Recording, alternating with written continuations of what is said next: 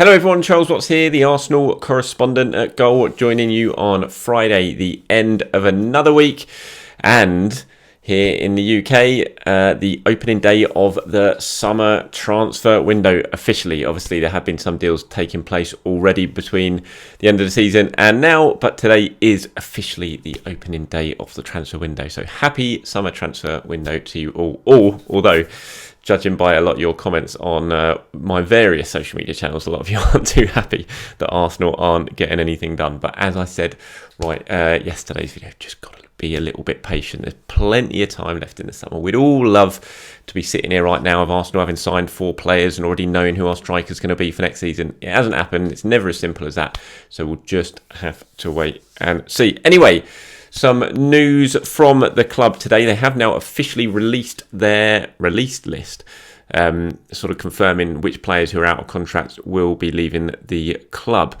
No great surprises there. I mean, there's only 2 in the senior men's team who have been announced, and that is Alexander Lacazette, who we all knew about, who yesterday officially joined Lyon on a 3-year contract, gave his press conference. Eddie Nketiah is also the other senior player who is named on that list, which might surprise a few people, but it's just kind of a technicality. He had to be because he hasn't signed a new contract yet, so he was on that list, but it did say in brackets contract offered, ongoing discussions. So I mean, my understanding of the situation when it comes to Nketiah, that it's progressing pretty well, and just as reported last week, whenever it was, that it looked like he was going to sign a new contract. I don't think anything's changed. I still believe that's the direction things are heading. Obviously, until it's signed, you can't say for 100% certain that he's going to stay.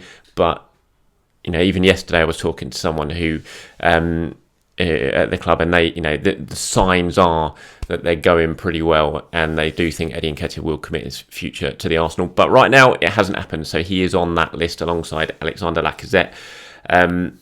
And there were 3 in the sort of under 18s, under 23s who were on that list, and they were Jonathan Dinzey, Joel Lopez, and Jordan Maquinhos. I think that the big surprise there, big surprise maybe, is Joel Lopez.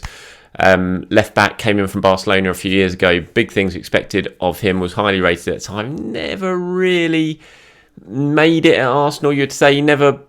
When he sort of followed his progress through the sort of youth channels, it never looked like he was going to really push on and start banging on the door of the first team. He did have quite a decent season last season with the under-23s, putting in some good performances there on left back, but it doesn't overly surprise me. And I think the main reason for that is probably Lino Sosa, who obviously came in from West Brom in January, only 17-year-old, but made a big impression in the second half of the season. Really hugely talented player. Lots of people at the club rave about him when you speak to them about how good this kid is. And like I said, he had put in some really good performances last season, in the second half of the season. And I think, and this is just me presuming, but I would imagine a big reason for Lopez being let go is that this is just going to free up the space at left back for Sosa to come in and get a lot of minutes at under 23s football, because although he's only 17 and can still play for the under 18s, I think judging by how good he's been and how highly rated he is, that they'll want to get him fast tracked into playing plenty of minutes on the under 23s for the under 23s as soon as possible. So although in some way there's a little bit of a surprise that Joel Lopez has gone, and I've seen some of your reaction on social media, plenty of you do seem to be surprised about it. I think when you kind of take a step back and sort of explore the thinking behind it a little bit more, it makes a little bit more sense.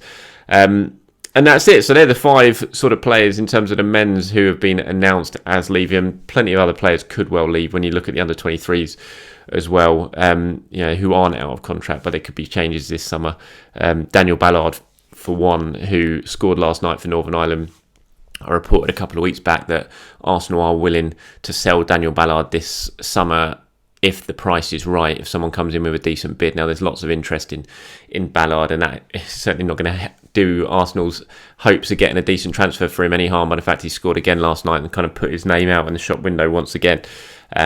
Plenty of clubs interested in from the Championship. I believe a couple of lower Premier League clubs could potentially be, keeping tabs on his situation as well. So we wait to see after the international break is finished, once he comes back, we'll wait to see exactly what happens with Ballard in his future. But he's one of the under-23s who could go. There are others as well. I mean, Osi Tutu, I think, still at Arsenal, and players like that who you could see go. George Lewis wasn't on here, and I thought his contract was up, but maybe I was wrong on that. But he wasn't on the release list, so it looks like someone like George Lewis, if I was right, and his contract was up this summer, which I probably should have double checked, he wasn't on there. And there are a couple others as well, which suggests that some contracts have been handed out to some of the under-23s that maybe haven't been announced yet. So that's a release list that has come from Arsenal. Let me know what you think. Are you surprised by Joel Lopez? Any under-23s you're disappointed to see let go? Let me know in the comments below. As I said, it is the opening day of the transfer window here in the UK. I put out a piece yesterday. I did a video yesterday about kind of the state of play as far as I understand it with Arsenal's transfer window, in terms of who the priorities are, Jesus, Tielemans, who else they're kind of looking at and exploring. What could be happening with outgoings with the likes of Guendouzi and the loan players, and what Arsenal's priorities are there when it comes to selling players and getting money in. But one deal I do expect, that I don't know exactly when the announcement's going to be, but given today's the official first day of the transfer window, it could come at any point. I think, and that's Marquinhos, who we know, that was kind of wrapped up a long time ago. He flew over to England, must have been about a month ago now. I can't remember what it was. He flew over to England, spent time in England. The Brazilian youngster who Arsenal are going to sign or have signed. It's just a case of waiting for the announcement to come through. Now that the window is open, that could happen at any time. He's one that certainly, as I reported at times, one more for the future. Whether he comes in this summer, hits the ground running, has a really impressive pre-season, goes to the States, tears it up in the States, and then suddenly he really forces his way into Mikel Arteta's plans. It could happen. It's happened before. It happened with Martinelli when he arrived. It happened with Guendouzi when he first arrived. So who's to say that he won't come in and make an impact straight away and really start force his way into the first team picture immediately? But as far as I'm aware, talking to people, he has very much been signed as one for the future, so he could well end up, playing a lot of under-23s football next season and acclimatising to the English game that way. But we'll wait and see. He is one certainly to keep an eye on. There's plenty of other rumours at the moment going around. I saw just before I started recording this video, I think is it Leonardo Trossard? I can never remember his first name.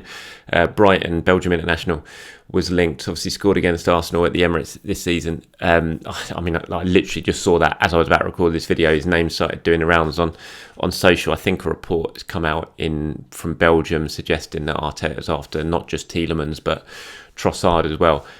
We'll wait and see if there's anything in that.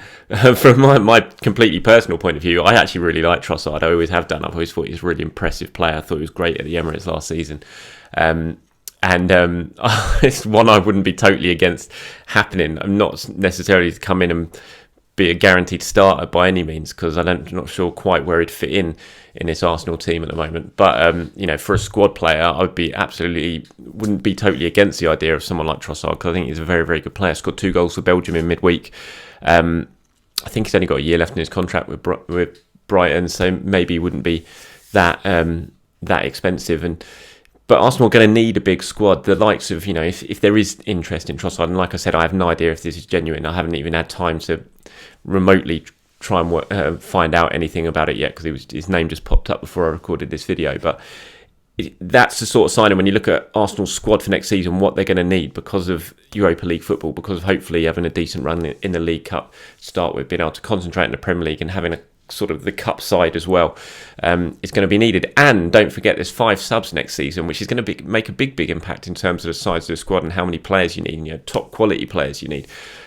It's not just about bringing on 2 or 3 players to change a game from next season. It's sending on 5 players to change a game. So if you can really add to your squad, not just maybe if you're Arsenal this summer, the 2 sort of big money moves, which could potentially be Jesus and Tielemans if they get their priorities done, but then also adding 2, 3, 4 others, not on huge money, not spending huge money to get them, maybe not massive household names, but players who can really come on and make an impact. And that's why I wouldn't be totally against Trossard, because I do think he's a very, very good player, and every time I've watched him, I think he's impressive. Maybe needs to add a little bit more end product to his game, but like I said, 2 goals in midweek for Belgium. He scored at the Emirates.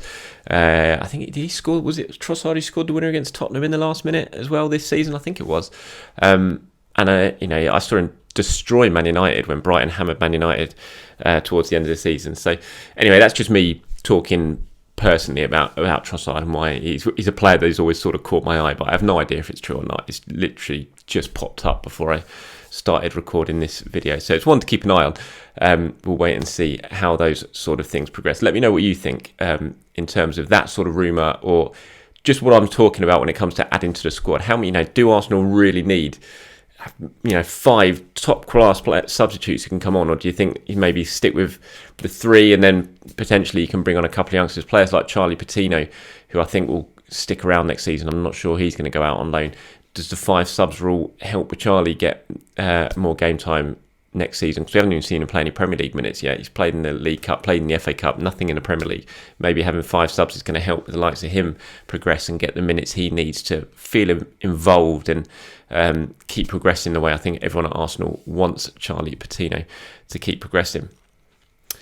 That's about it for today's video. Thank you very much for watching. Bit of a shorter one today, not too much going on, but please do keep checking out my social media feeds and this channel for all the latest breaking news. Anything does happen when it comes to the transfer window, I will of course report it as soon as possible, so keep checking it out. Thank you as always for the support, appreciate it as always. Have a very good end to the week, have a great weekend. I'll speak to you soon.